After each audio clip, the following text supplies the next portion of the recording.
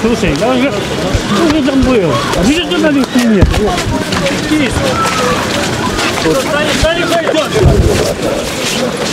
Журналистов не берите!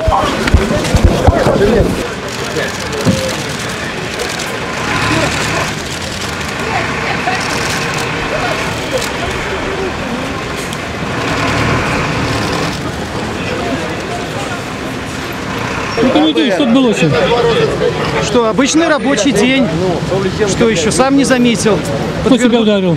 Ой, кто-то из них. Подчас чего? Подчас чего? Подчас моей работы. А что в этом час відбувалося подчас твоєї роботи? Снимал акцию. Обычный рабочий день. Акцию чи затримання? Наверное, затримание в процессе акции.